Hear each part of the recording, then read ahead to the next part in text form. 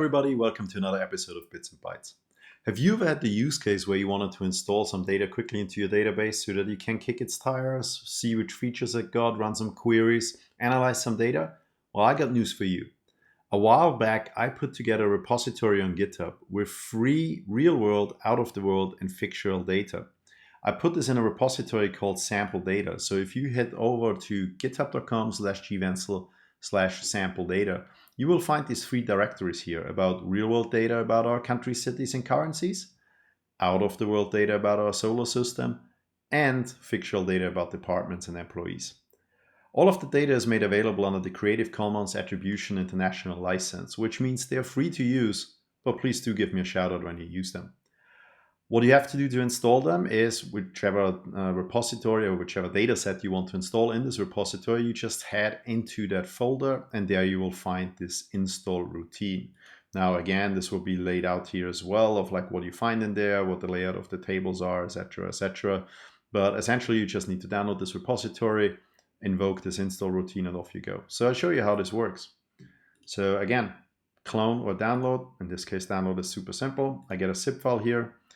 I extract the zip file, hop into the sample data repository, and in here, let's say I want to show you more information about countries and cities as we have over here.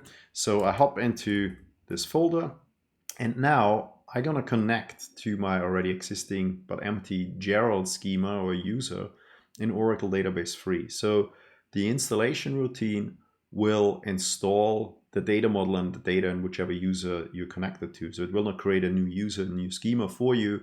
It will just install it wherever you currently are. So if you want this in a brand new schema, just create the schema beforehand, give it the rights to create tables, insert data to them, etc., and off you go. So in my case, I hop over here as said to my existing but empty Gerald user in my Oracle Database 3. And then I just invoke this install script, which will go ahead, create the tables, insert the data, and also at the end give me a little verification so that I can see that all the data made it into the database as expected. So you see here, you have the verification where we have the data that's provided from the data set and what was actually loaded into the database. So this needs to match, otherwise something went wrong, as it says down here. And we see here that we have 5 tables in this case.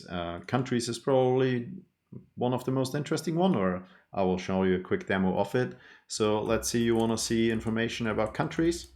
You have a column name in there. Let's say you want to see information about Austria. There we go. Here you have data about Austria. Official name is actually a Republic of Austria, population, area in square kilometers, etc., etc. Ever wondered which country is the second largest country in the world? Well, most people know that Russia is the largest country in the world, but what about the second largest? Well, also super simple. We just do here select star from countries, order by area, square kilometers, and we see that it's actually Canada. So you have here the area in square kilometers. Apologies for the line break here. That's because I made the terminal bigger. So therefore you have the line breaks here. And you see that Russia is really, really big, kind of almost twice the size of Canada, but followed by Canada, the US, China, Brazil, Australia. And then again, you see actually a big kind of drop off in terms of square kilometers. Anyway, the data sets are out there. Again, just head over to github.com, gvenzel, and sample data, and they're free to use. I hope this is useful for you, to kick the tires or get started with a database, or just explore some data about our in-world or out-of-the-world data. Anyway, thanks a lot for watching and stay tuned for more tips.